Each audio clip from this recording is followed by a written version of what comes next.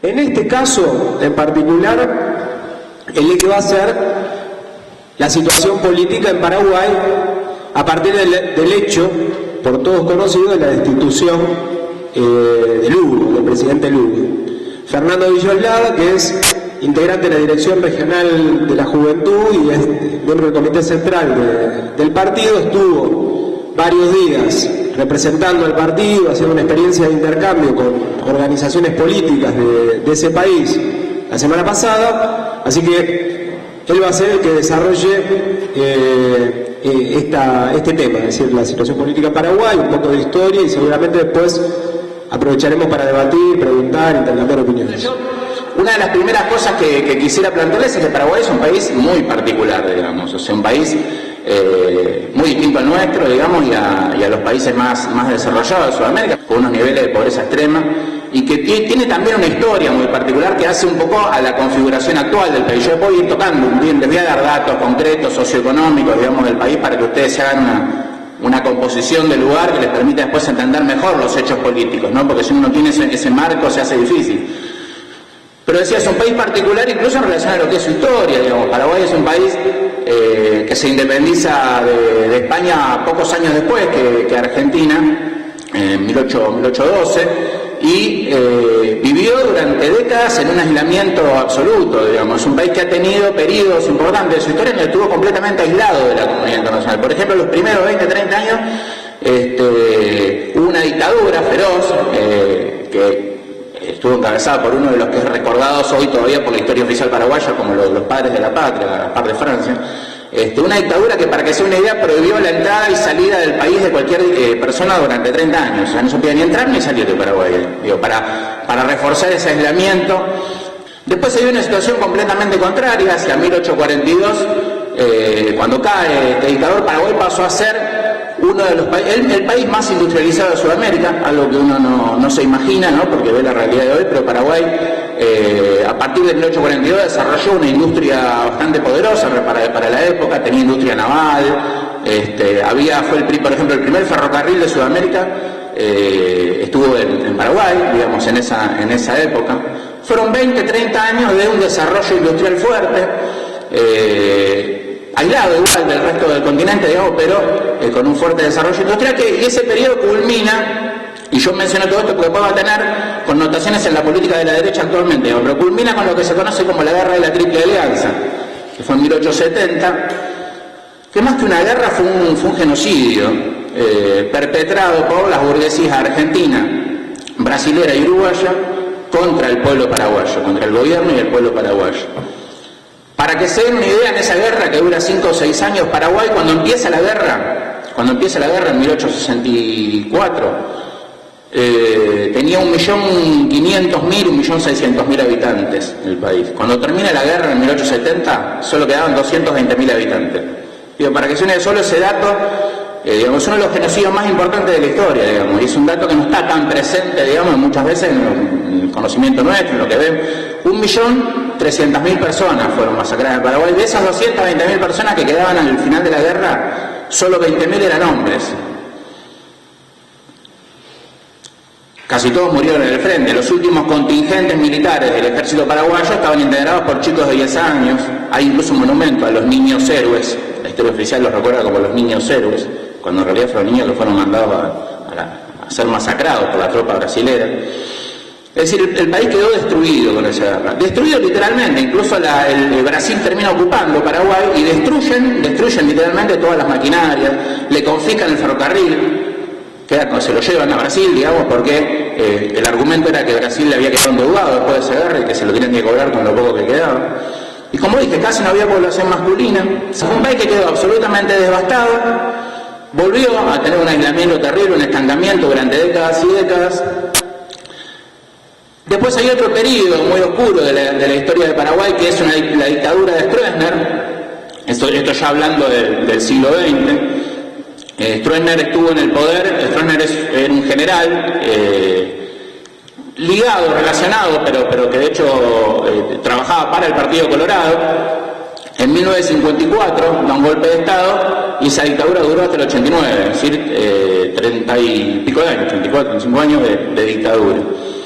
Esa fue una dictadura que tuvo un carácter, fue una dictadura absolutamente proimperialista, digamos, con algunas contradicciones. Por ejemplo, mantuvo un cierto control del Estado, o sea, había empresas estatales importantes, digamos, pero fue una dictadura que tuvo un carácter proimperialista. Ahí yo me quería detener un poquitito en explicar un poco cuál es la configuración o lo que sería de alguna manera las características socioeconómicas más importantes de Paraguay.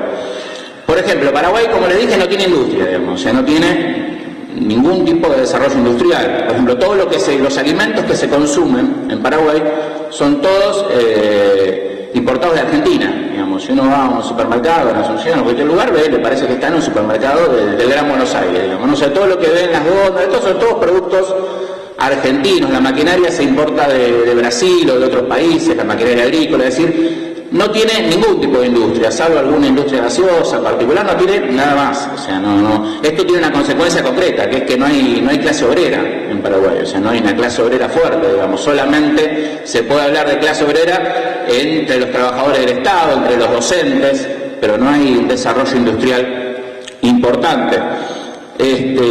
Por otro lado, en el campo se da una relación muy desigual, donde el 2% de la población es propietario del 80% de las tierras.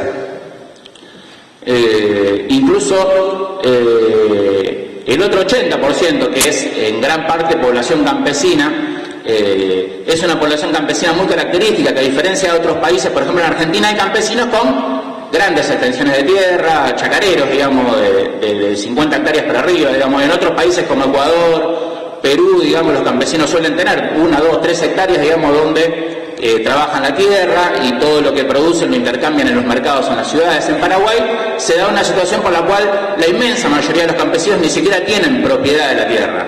Es decir, trabajan en las grandes haciendas de la oligarquía paraguaya y muy poquitos han accedido a pequeñas parcelas de tierra, sobre todo aquellos que se han organizado en organizaciones campesinas y han logrado arrancarle al Estado pequeñas parcelas donde instalan comunidades, digamos, y hacen proyectos comunitarios, pero en general no hay una propiedad de tierra. Los pocos que tienen propiedad pequeña de la tierra, de pocas hectáreas, se ven obligados a arrendar esa tierra a la oligarquía terrateniente para que la oligarquía cultive soja en sus parcelas, porque no tienen ni siquiera la capacidad de acceder a la maquinaria necesaria para cultivar, a la semilla. Entonces los poquitos que tienen tierra la terminan arrendando.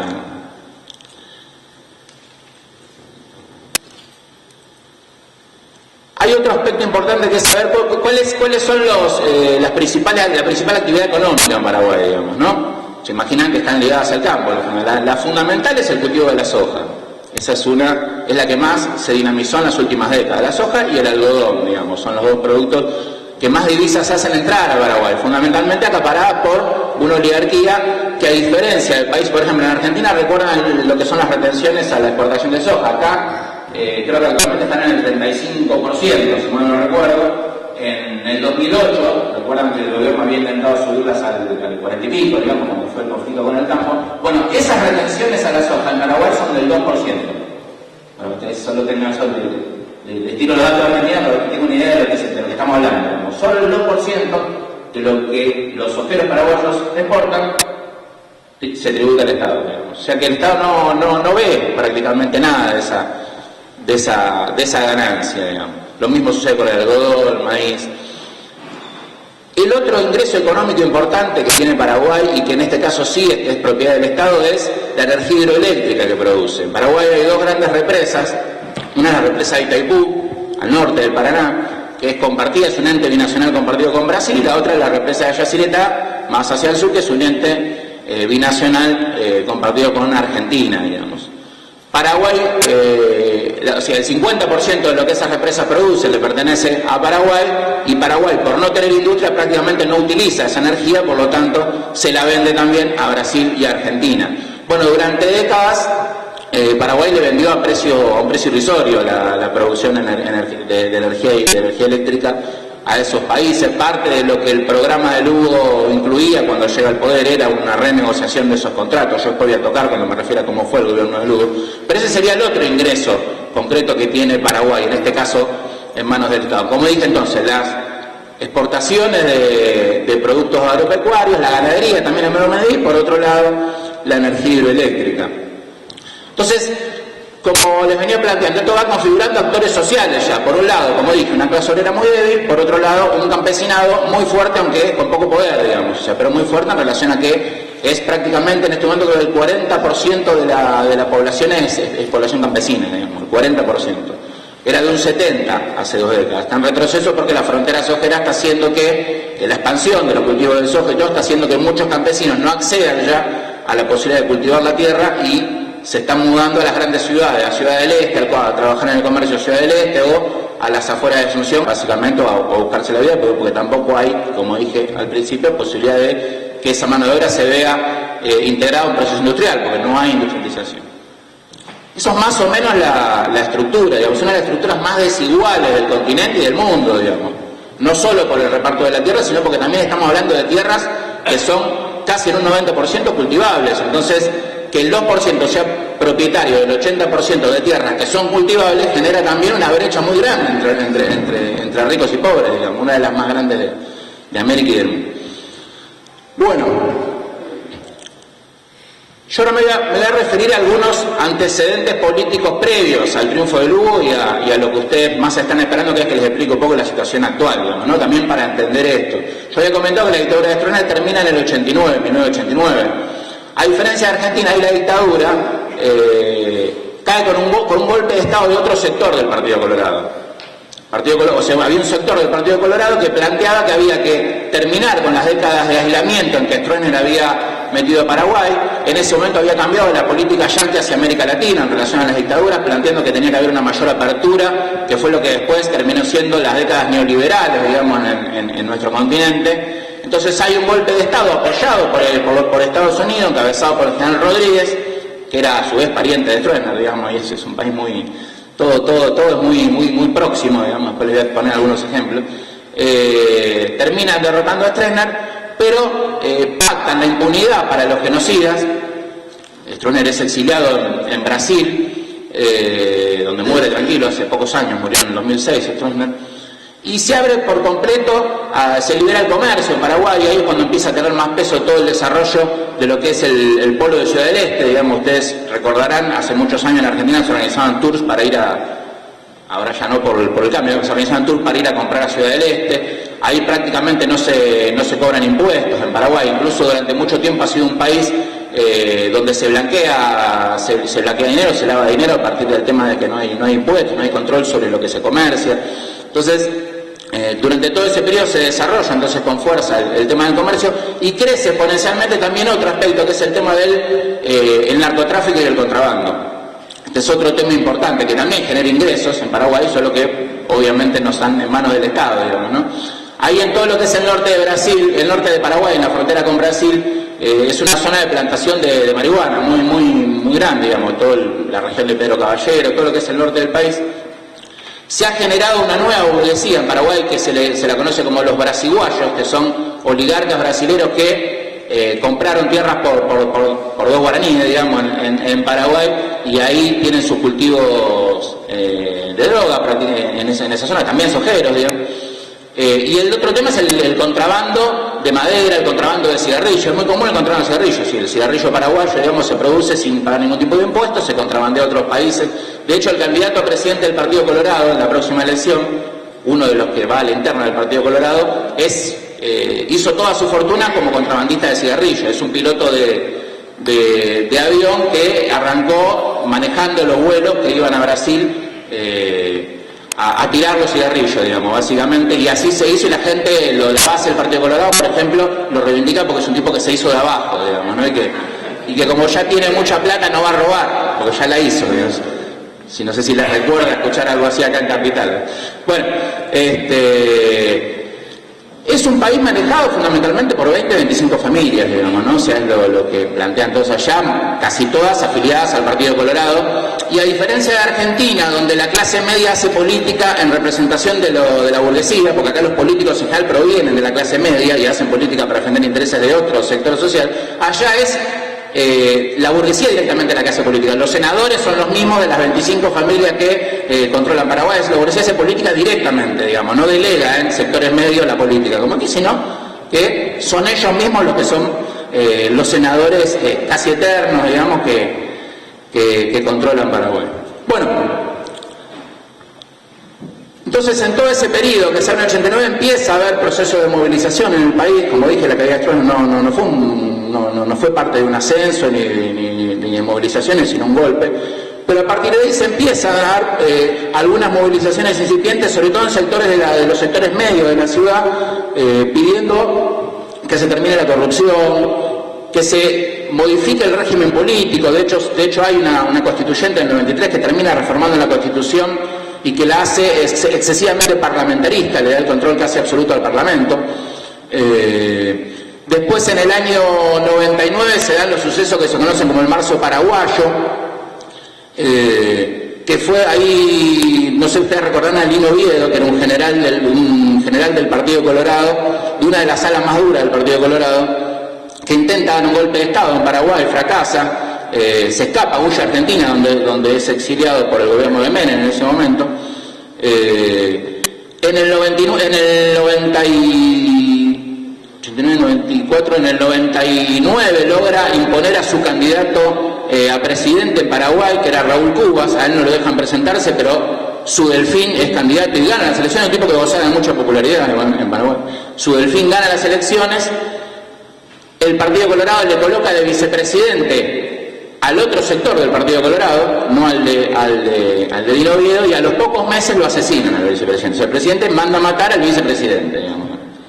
Esto desencadenó un proceso de movilización importante, que se conoció como el Marzo Paraguayo, ¿no? Que termina con la caída de Cuba, con el surgimiento de la otra vez del Partido Colorado en el poder.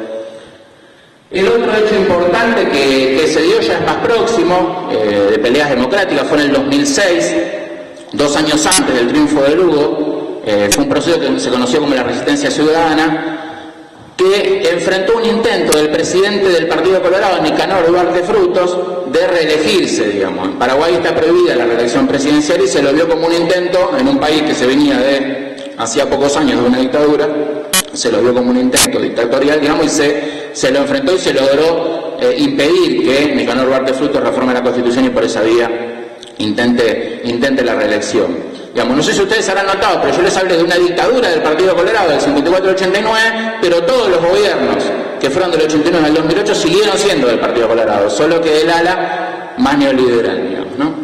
En ese proceso de movilización en el 2006 se empieza a ser conocido a nivel, cada vez con más fuerza, la figura de Fernando Lugo. ¿Quién era Fernando Lugo? Fernando Lugo en primer lugar, era el obispo de Paraguay, que no es que era un cura paraguayo, era el principal obispo, no sé, no conozco la jerarquía eclesiástica, pero era el número 1 de la iglesia paraguaya, digamos, no es que era un cura más. Que se había hecho conocido durante décadas, era un cura de una provincia, que allá se llaman departamentos, digamos, con mucho peso de la movilización campesina, había sido un tipo que había acompañado permanentemente la lucha campesina, ojo, no apoyando la toma de tierra, digamos, sino interviniendo en los procesos generalmente del lado del campesinado, tenía buena llegada a los sectores campesinos, él mismo provenía de una familia campesina. Él militaba en las comunidades eclesiales de base, que son los sectores de la teología de liberación de la Iglesia Católica, llega a obispo de Paraguay y en el 2006 directamente encabeza el movimiento de resistencia ciudadana contra el intento reeleccionista del presidente que yo había explicado recién. Él es el que encabeza ese proceso, ojo, proceso en el que estaban todos los partidos políticos de Paraguay, no solo, de hecho la izquierda participó más de afuera, digamos, pero esencialmente todos los partidos de derecha que no estaban en el poder fueron parte de esa movilización que pedía más democracia, justicia y menos corrupción.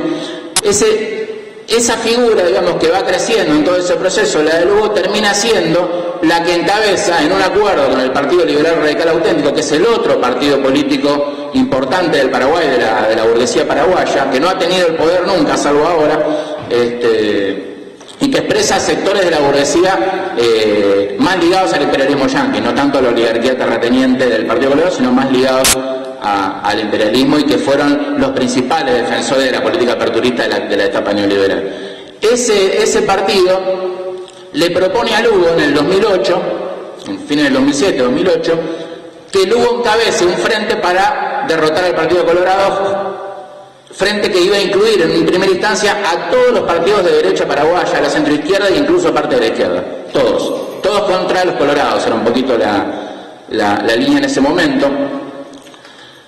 Se va, a partir de esa experiencia surge lo que se conoció como la Alianza Patriótica por el Cambio, alianza en la que termina el Partido Liberal, pero el resto de la derecha no entra, finalmente presentan listas por separado, y a la que entran también pequeños grupos de la centroizquierda. Ya la centroizquierda Paraguay no tiene un partido muy fuerte, muy sólido, ni le conozco comunicado, digamos, pero sé que existe, digamos. Pero hay una multiplicidad de pequeños grupos, todos dicen estar afiliados a la Internacional Socialista, digamos, lo que es la socialdemocracia a nivel internacional.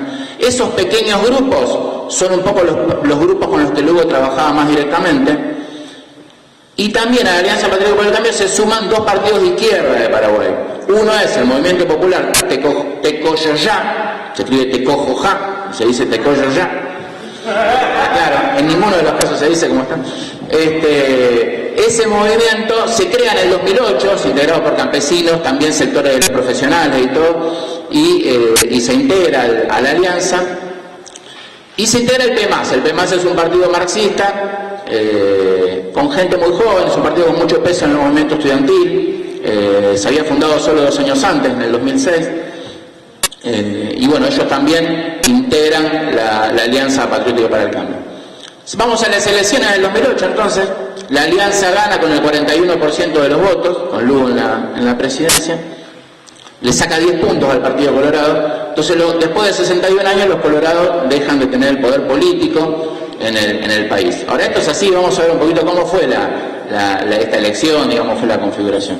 Ahí en Paraguay se vota cada 5 años, como es el sistema, porque se vota cada 5 años, se elige todo, presidente, vicepresidente, la totalidad de la Cámara de Senadores, que son 45 los senadores, se renuevan por completo, y los 80 diputados nacionales también se renuevan por completo. ¿Cómo fue el acuerdo que Lugo termina haciendo con el Partido Liberal? En primer lugar, que el vicepresidente era un liberal, que es Federico Franco, el actual presidente golpista.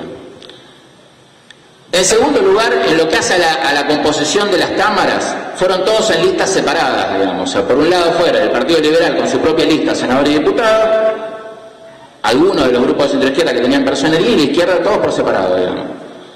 Esto generó que de los diputados que obtiene algún integrante de la alianza, la inmensa mayoría eran liberales.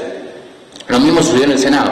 Por ejemplo, en el Senado solo entró un senador del movimiento Tecoyoyá, solamente. Todos los demás, que eran como 17 creo senadores, 20 y pico diputados, todos, estamos hablando de una relación de 14-2, 24-2 en diputados, o sea, todos del Partido Liberal. Hubo una imposición del Partido Liberal también, que era cómo se iban a distribuir los ministerios. Se ganaban. En Paraguay hay 10 ministerios, digamos. De los 10 ministerios de Paraguay, 7 eran de los liberales. 7 ministerios, incluido Economía, que es el fundamental, fueron controlados por el Partido Liberal. Salvo Salud y otros menores, digamos, relaciones exteriores, el resto fueron todos, estuvieron bajo la órbita del Partido Liberal. Es decir, de arranque surge un gobierno bastante condicionado, digamos, por la política de los liberales y por la ubicación que ellos tenían en el poder. Quedan mucho más atrás las otras expresiones de la derecha paraguaya, como UNACE, que es Lino Oviedo, yo había explicado antes, termina rompiendo finalmente con el Partido Colorado y crea un partido llamado UNACE, que sale mucho más atrás, y Patria Querida, que es la otra expresión de la derecha paraguaya, que es una derecha más cristiana, lo más parecido acá sería una Carrió, digamos, ¿no es cierto? Sería la expresión más parecida a Patria Querida que se está. Ellos quedan mucho más atrás, pero también logran meter senadores y diputados. Entonces se da una composición en el Parlamento, digamos, donde la inmensa mayoría de los diputados y senadores son de la derecha, y estas 25 familias siguen teniendo lo que se conoce como sus cupos. ¿Qué es el cupo? Digamos, cada mafia, cartel o familia tiene un cupo de senadores que el Partido Colorado o el Partido Liberal les asegura tener de manera permanente. Cada mafia, cartel o familia tiene un cupo de jueces en los tribunales fundamentales que los tienen de manera permanente, es decir, hay una estructura, digamos, un sistema por el cual estas 25 familias aseguran el control político de todo. Lo único que pierden en el 2008 es concretamente la presidencia de la República, que la pasa a ocupar Lugo. ¿Cómo fue un poco el gobierno de Lugo, no? Porque uno de los hechos que uno se cuenta es que Lugo, ¿qué es? ¿Es más parecido a Correa, a Chávez, a Coso? ¿Es más parecido a Lula, a Cristina? No es parecido a nadie, digamos. Primero acá, digamos, es muy particular este gobierno. La dirección política de Lugo fue, de arranque, la Embajada de Brasil. El PT brasilero, digamos, fue el que le marcaba un poquito la política a Lugo, esencialmente. O sea, si queremos encasillarlo en alguno, lo podemos ubicar ahí, digamos. En lo que hace a la política económica de ese gobierno que surge, fue la política económica de los liberales, digamos. Y Lugo no la cuestionó, digamos. El Lugo defendió que la política que se llevó adelante desde el Ministerio de Economía sea la política sostenida por el Partido Liberal. Acuerdos con el Fondo Monetario, digamos, no tocó ninguno de los resortes fundamentales de la estructura económica del país. No generó un mayor cobro de impuestos a la oligarquía. Por ejemplo, en ningún momento intentó aumentar ese 2% de retenciones. No estuvo planteado en todo su gobierno. Hay pocos hechos positivos que incluso los sectores de la izquierda que han participado de este proceso señalan, pero los voy a mencionar, digamos, ¿no? Uno de ellos tiene que ver con, quizás el más importante, que se trata con la renegociación que Lugo llevó adelante con Brasil por la venta de energía hidroeléctrica en Itaipú. Logró que pase a ser el triple lo que paga Brasil por la energía hidroeléctrica. Con Argentina no le fue tan bien, logró que haya un aumento, no sé de cuánto, digamos, lo que paga, pero Argentina no se lo paga a Paraguay porque hay una deuda de Paraguay histórica, entonces se cobra la deuda de alguna manera Argentina de eso, digamos. Pero sí se generaron mayores ingresos por el lado de la venta de la energía en Itaipú, digamos. Este es un punto reivindicado en general, digamos. El otro aspecto que se menciona como positivo fue la política de Lugo en todo lo que tiene que ver con el tema de la salud pública. En Paraguay la salud era arancelada, la salud no era pública, o sea, los hospitales públicos cobraban arancel, mejor dicho, no es que no eran públicos, pero arancelados. Bueno, se desarancela por completo el ingreso a la salud, eso cuadruplica las consultas de atención primaria en los últimos 4 años. Para que se den una idea, el arancel era de 10.000 guaraníes, que equivale a 14 pesos. Yo digo, para que se den una idea de lo que es la miseria en Paraguay, o sea, 14 pesos era el arancel para acceder a la salud, y que se elimine ese arancel hizo que se cuadruplique la cantidad de consultas, para que ustedes tengan una idea de la situación, de la miseria que había en Paraguay. Algunos aspectos ligados a terminar con la corrupción en algunos estamentos, digamos, pero no hay grandes cosas más, digamos. Después, en todo caso, en la charla van a surgir preguntas, digamos, yo puedo tener un poquito más, pero no quiero hacer muy largo esto. En general fue un gobierno, entonces, que fue oscilando en política macroeconómica, bien a la derecha, digamos, en las políticas sociales abrió un poco el juego, sobre todo en el tema de la salud, pero permanentemente le cedió a los intereses del Partido Liberal en el gobierno, digamos. No obstante esto, nunca la burguesía lo vio como su presidente. Este es un punto, no es como la ubicación que logró Lula o el PT, que la propia burguesía a nivel mundial reivindica a esa izquierda, la izquierda brasileña que ha logrado comprender y es reivindicado y es tomado como su gobierno. O sea, a diferencia de Brasil, Lula no era parte de su riñón, es una burguesía, una oligarquía acostumbrada a controlar todos los resortes del poder político. Incluso el hecho de que la izquierda haya entrado al gobierno también era un tema preocupante. Por eso, este dato no circula mucho, pero el juicio político a Lugo fue el intento 25 de juicio político en estos 4 años. 25 veces intentaron armarle un juicio político a Lugo y finalmente en este intento 25 lo lograron. Ya de entrada, ya al año de su gobierno, a pocos meses ya había habido los primeros intentos de juicio político. Incluso hubo un ministro, el ministro de Defensa, uno de los ministros que no era liberal, Vareiro Spaini, salió a denunciar públicamente una reunión entre el vicepresidente y el comando militar de Estados Unidos en la embajada norteamericana. Salió a denunciar públicamente la existencia de esa reunión y de ese complot al inicio del gobierno y bueno, Lugo lo hizo renunciar al ministro porque no lo consultó, digamos, antes de hacer esta denuncia, entonces se vio obligado, dicen, a hacerlo renunciar por el escándalo que generó en el país. Es decir, permanentemente hubo intentos de sacarse de encima a Lugo. ¿Cuáles son los hechos más próximos al golpe, digamos? ¿Qué fue lo que hizo que finalmente se lo logre sacar de encima? ¿Cómo fue ese momento, digamos? En general se tiende a nombrar como el único hecho la masacre de Curuguatí, de campesinos, yo lo voy a tocar, digamos, pero hubo un hecho previo a ese, 2 meses antes, que es que empezó a haber algo que no se dio en todo el gobierno de Lugo, empezó a haber procesos de movilización, sobre todo en los sectores medios, digamos.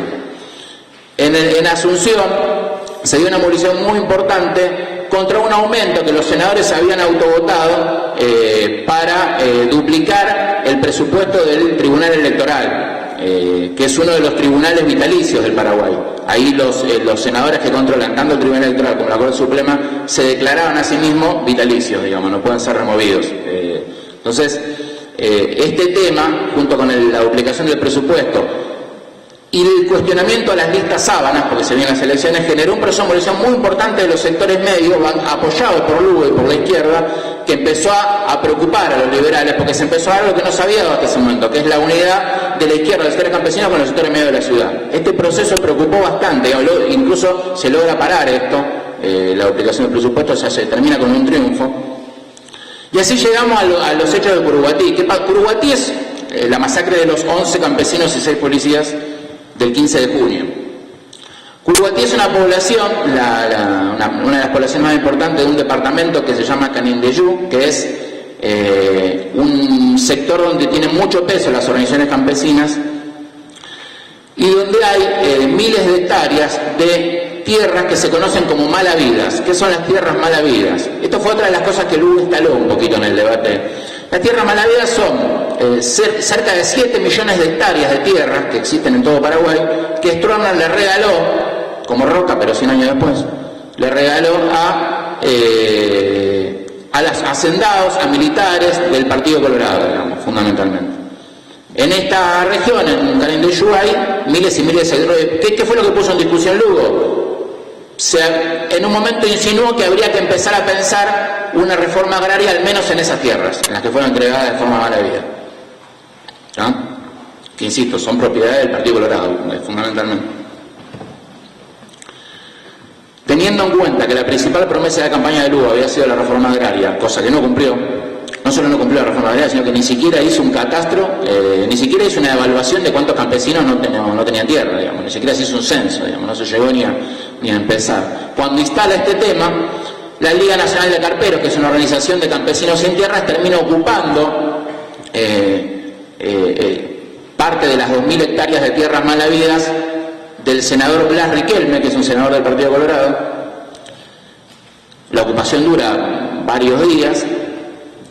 Por una orden judicial, el gobierno manda a la policía a una negociación con la Liga de Carperos que estaba ocupando en ese momento las tierras, y en esa negociación, cuando el principal responsable del operativo policial se acerca a negociar, lo matan de un tiro antes de que llegue a acercarse a la negociación, y empieza una balacera terrible de los dos bandos, y mueren en esa balacera 11 campesinos y 6 policías. Esos son los hechos que habían sucedido ahí.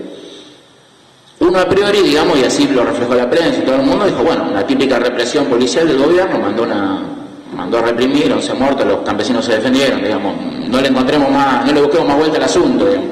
Fueron saltando con el correr de los días que lo que sucedió realmente ahí es que había habido francotiradores que provocaron ese escenario, incluso francotiradores contratados por el propio senador Colorado, propietario de esas tierras malavidas, más propietario entre comillas de esas tierras malavidas, digamos, que mandó matar al jefe del operativo, que incluso, esto es real, el jefe del operativo era parte de un sector de la policía que había sido ganada por el Ministerio del Interior, que el Ministerio del Interior era el único ministerio, uno de los pocos ministerios que estaba en manos de la centroizquierda y no de los liberales, para una política un poquitito más, o para un protocolo de seguridad un poquitito más dialoguista, de consenso. No era un milico de los que iba a meter bala, a ese es el que bajan, al representante de ese sector de la policía, y se genera, bueno, ese hecho donde después sí terminan tirando de un lado del otro y todo, pero incluso es imposible pensar que los campesinos con armas, no sé si ustedes pudieron ver alguna de las imágenes que tenían, con escopetas de caza y todo, pudieran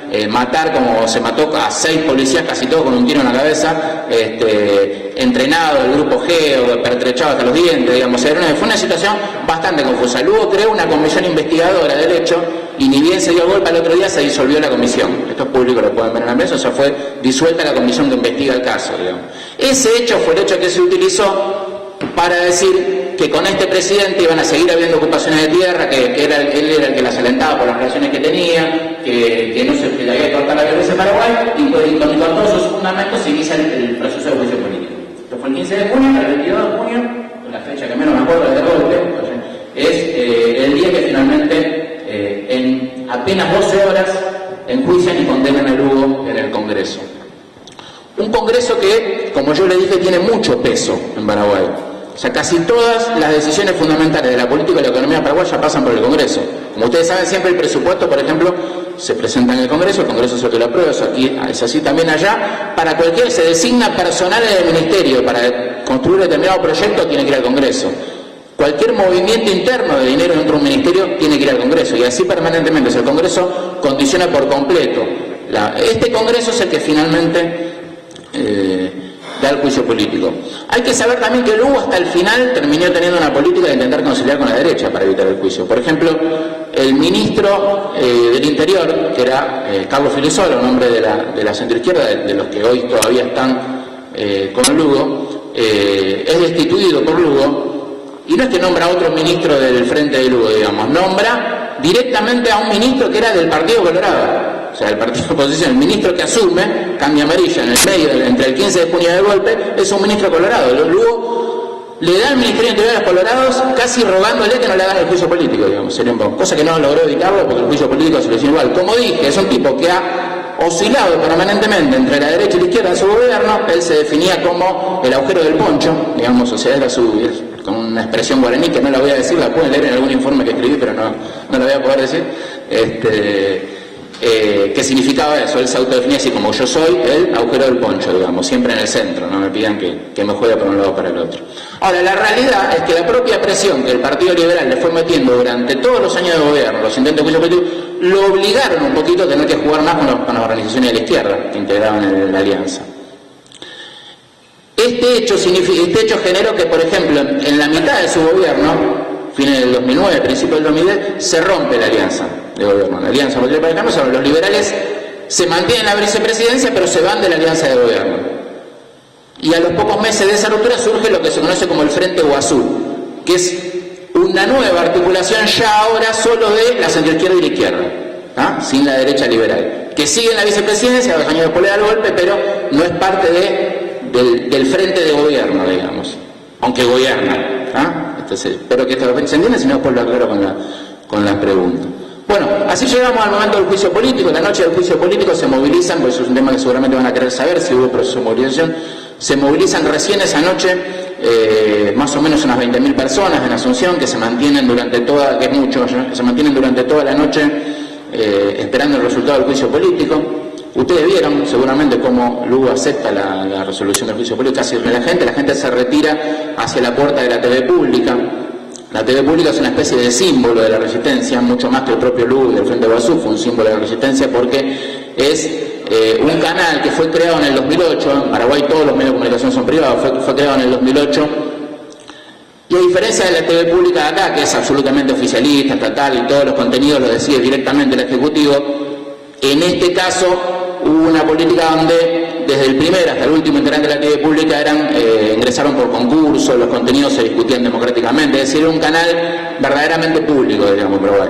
Y fue el que centralizó la resistencia durante toda la semana siguiente al golpe. Se constituyó una especie de asamblea permanente frente a la TV pública, inspirada por un programa de ese canal que se llama Micrófono Abierto. Entonces, de hecho, eso es lo que había, un micrófono abierto frente a la TV pública donde se organizó la resistencia esa semana, pero casi sin presencia política del Frente Guazú, de las organizaciones de la izquierda y de la centroizquierda, es decir, sí con sus dirigentes ahí, pero no dirigiendo eso, digamos, sino en mano, fue más autoconvocada la resistencia. Ahí rápidamente el Frente Guazú se reunió y definió una política en relación al golpe. Lo primero es que no se iba a resistir el golpe en las calles, que no evaluaban, lo cual es real, no evaluaban tener el peso suficiente para resistirlo militarmente, es decir, para enfrentarse. Tampoco las Fuerzas Armadas le respondieron a Lugo. Las Fuerzas Armadas dijeron: vamos a acatar lo que el Parlamento decía. Eso significa que se subordinaba a la resolución del juicio político. Ustedes habrán visto, quizás se enteraron que el canciller venezolano Nicolás Maduro, que se encontraba en Paraguay a derecha, utiliza un video donde se lo ve a Maduro hablando con los principales jefes militares.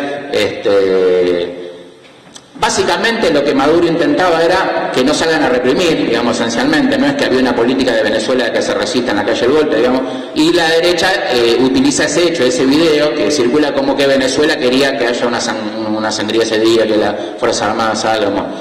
Fue un hecho que se estabilizó bastante la situación allí. La embajada brasileña y la embajada argentina les recomendó directamente esta política a Lugo, digamos, que desmovilice, es decir, hubo un apoyo a nivel en la UNASUR y todo, pero en relación a la política concreta que le recomiendan es la desmovilización en Paraguay. Entonces definen algo que se conoce como la resistencia pacífica, que básicamente gira alrededor de dos cuestiones. Una, hacer actos en distintos puntos del país a los que Lugo va, y son actos con las comunidades campesinas donde la gente se expresa alrededor de un micrófono abierto. Este tema del micrófono abierto está siempre planteado. El micrófono abierto, los distintos delegados de las comunidades cuentan qué hicieron durante el gobierno de Lugo con la plata que Lugo le giraba, que los militares le giraban, le plantean las demandas para el próximo periodo y le dan su apoyo de cara a las próximas elecciones. Es decir, actos de ese tipo, hubo 3 o 4 en las últimas semanas de esos, y una multiplicidad de escraches de todo tipo a los políticos liberales, a todo político golpista. Cada vez que un político golpista hace un acto, aparecen 30 con banderas, cartelitos y lo escrachan en cualquier lugar de Paraguay en todo momento. Esto está creciendo, digamos, el tema de los escraches, en los que en general tienen mucho peso también gente que por ahí no es del partido de Lugo, sino que es gente suelta, autoconvocada, que realiza este tipo de escraches. Esto también son otro de los aspectos que hacen en la resistencia pacífica. Y lo otro es disputar las próximas elecciones, porque este golpe fue un golpe que se da 9 meses antes del recambio presidencial, es decir, en abril del año que viene iba a haber elecciones presidenciales. Entonces, si uno tuviera que analizar cuáles son por qué le dan el golpe ahora, por qué no esperaron, digamos, ¿no? Porque muchos preguntan eso, pero ¿cuál es el negocio liberal en darle el golpe ahora, faltando 9 meses? Hay distintos tipos de causas. Por un lado tenemos que ver las causas económicas, digamos. En primer lugar, con todas sus contradicciones, el gobierno de Lugo venía trabando los avances de algunas multinacionales en Paraguay.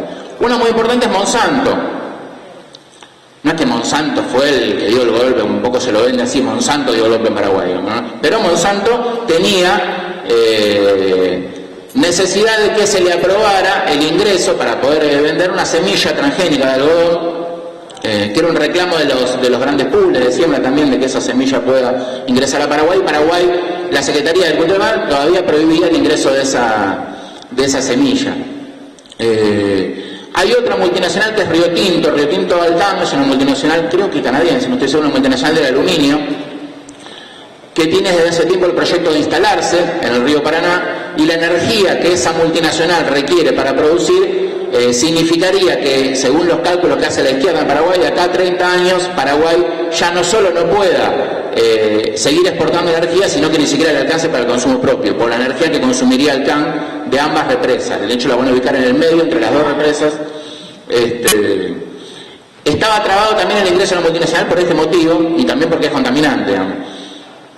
Estos dos hechos, a los pocos días del golpe, ya fueron destrabados, digamos. Ya es legal la semilla transgénica en Paraguay y ya se firmó el primer acuerdo, luego de la negociación que hubo la semana pasada, con Alcán para su instalación, digamos. Estos son dos hechos económicos importantes, digamos, que explican un poco la necesidad de acelerar. El otro es político y tiene que ver con un cálculo que hizo el Partido Liberal, que es, si yo dejo que el Frente Guazú, ya sin los liberales, ya sin nosotros, siga en la presidencia, tenga todos los recursos del Estado a su disposición para hacer campaña electoral de cara al abril del 2013, hay muchas condiciones que esta vez Lugo gane, pero con un esquema donde los liberales no somos parte, es decir, con un esquema más corrido de la izquierda, digamos. Entonces este era un punto importante, evitar, sacar del poder al Frente Guazú, para que llegue mucho más debilitado a la disputa electoral de abril, donde, les repito, se reelige todo, porque el sistema electoral paraguayo es así, presidente y vicepresidente, la totalidad de los diputados, la totalidad de los senadores, es decir, esta es otra cosa. Y a su vez le permitía a los liberales también posicionarse mejor, apelando a los recursos del Estado de manera integral en su disputa más general con el Partido Colorado. Es decir, esta es otra cuestión, saquemos rápido del poder a esta gente para que no haga tiempo. Entonces, esto es lo que hace que el Frente Guazú tenga esa política, resistencia pacífica y campaña electoral, es lo otro eje de la política. El Frente Guazú ya está en campaña electoral. En medio del golpe, en pocos meses antes, había empezado la interna del Frente Guazú. Les recuerdo, el Frente Guazú, 10 o 12 pequeñas organizaciones centro-izquierda, sin mucho peso, y 4 partidos de izquierda de los más fuertes de la izquierda paraguaya. Todo ese conglomerado organizacional estaba en plena interna para definir el candidato presidencial, la lista de senadores y diputados, y así lo encontró el golpe, en plena discusión interna.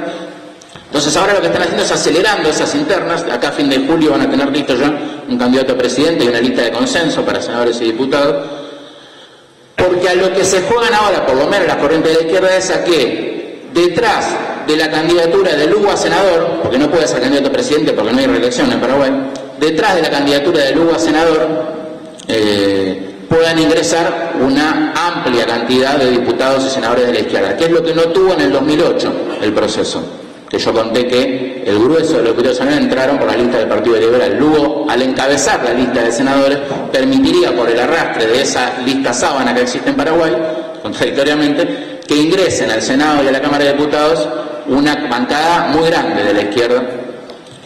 Recuerden que hay uno solo. Y se tira el lance a ver si disputan la presidencia con un candidato que es Mario Ferreiro, que va a quedar ese, después de la interna se llama Mario Ferreiro, que es un locutor bastante progre de Paraguay, que trabaja más con la izquierda que con la centroizquierda dentro del esquema del Frente de Iguazú. Entonces la situación ahí es esa: resistencia parcial y campaña electoral. Ese sería un poquito los carriles por donde pasa la realidad hoy en el país. Hasta ahí, digamos.